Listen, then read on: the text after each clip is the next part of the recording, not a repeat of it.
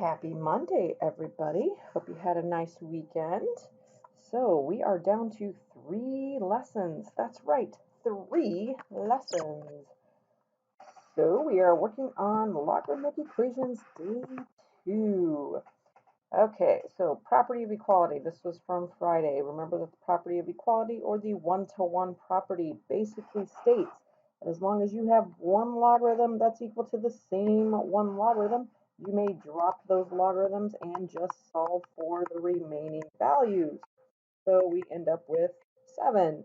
And then we plug it back in, make sure that we don't get any negatives up there. So we plug that back in and we get 28 and a 28. So log base 5 of 28 is equal to log base 5 of 28. Simple as that. Now, if it's not one-to-one, okay, we have 2 logarithms and we have 1 logarithm. We need to condense that first.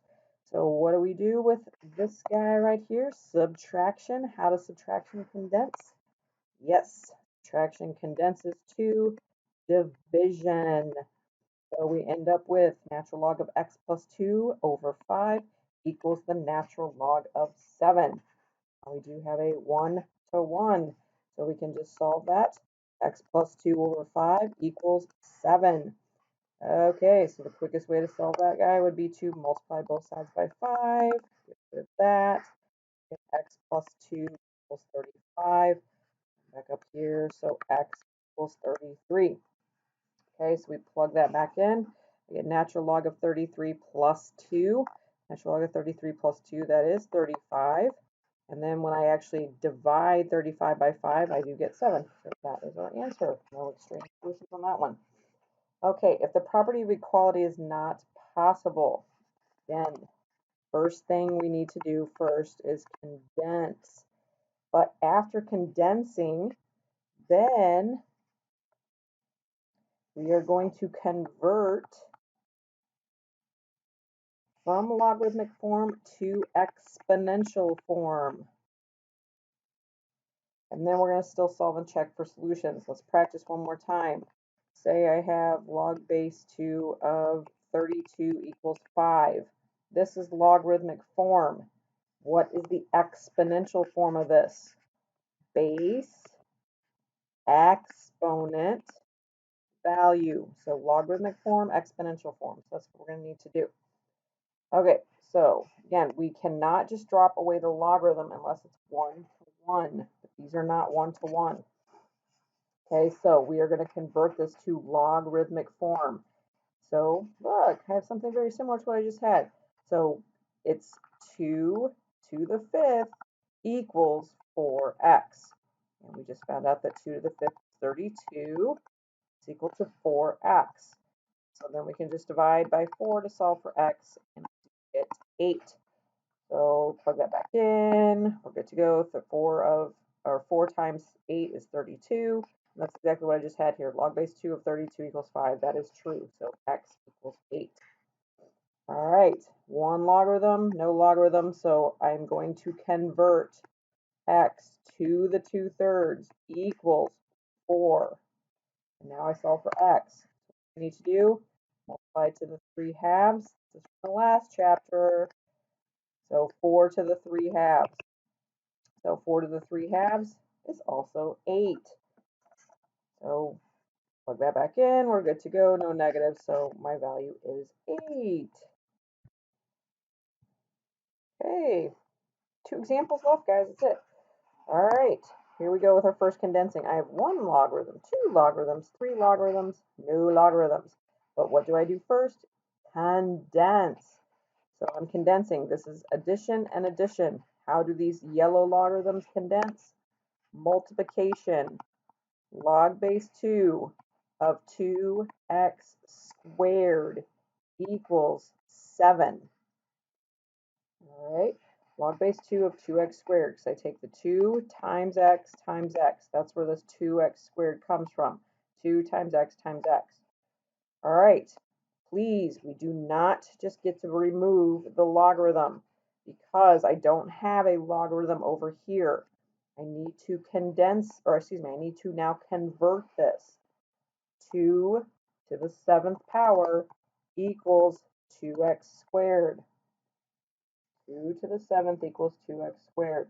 So 2 to the 7th is 128. It's equal to 2x squared. So I'm going to divide by 2, which gives me 64 equals x squared. And then take the square root of both sides. All right, technically, it should be equal to a plus or minus 8. But when I plug in a negative 8, I can't have a negative plugged in here. So it is just going to be just a positive 8. I just now noticed, look at all these 8s, guys. All right, I got 8s all over the board. I have no idea how that just worked out. I just randomly picked some numbers and I get 8 all over. So sometimes the answer is not going to be just 8. All right, moving on. Condense, it's addition. So I need to condense these two logarithms. It's addition, so those condense to multiplication. Log base 8 of x minus 6 times x plus 6 equals 2. Do our little side problem up here.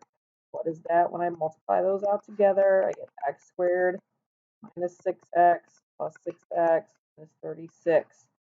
That's x squared minus 36. All right, so I'll just rewrite that. Log base 8, x squared minus 36 equals 2. They convert to exponential form. 8 squared equals x squared minus 36.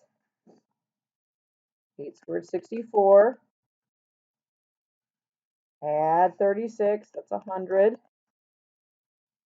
So I end up with x being equal to, once again, plus or minus 10. But if I plug in a negative 10, the negative 10 doesn't work again. Okay, so it is just negative 10. Hey, I got a different answer. How about that? All right, so negative 10. That's it, guys.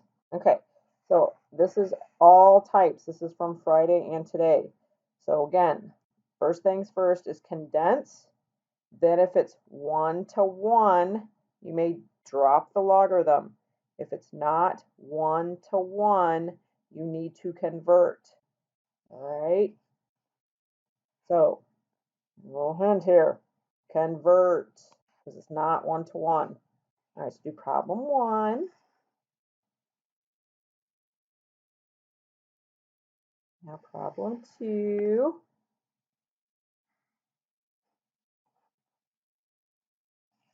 Problem 3.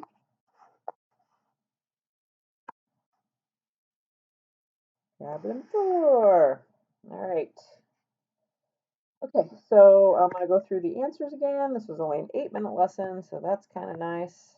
All right, so once again, this one needed to be converted first. 4 to the 5th equals 4x minus 20. So it's 4 to the 5th. 4 to the 5th is 1,024. Oops, equals 4x minus 20. So you end up with 1,044 equals 4x. So divide by 4, end up with 261. I plug that back in, I do not get a negative there, so my answer is 261. Hey, this one is 1 to 1. These can just drop away. I end up with 3x plus 2 equals 5x minus 12. All right, just a little bit of combining like terms, end up with a negative 2x, negative 14, so x equals 7. Plug that back in, get 21 plus 2 is 24, 35 minus 2, and I do get 2 answers that work. All right, so I get 7. Answer 7. Okay, condense first. So log is subtraction, so this condenses to division. 2x plus 23 divided by 4 equals 3x plus, whoops, I forgot my log. All right, so log of 3x plus 3. Now that I've condensed and it's 1 to 1, I can cancel those out. I'm left with 2x plus 23 over 4 equals 3x plus 3. I'm going to multiply both sides by 4, which means it has to be distributed. You cancel. So I get 2x plus 23 equals 12x plus 12.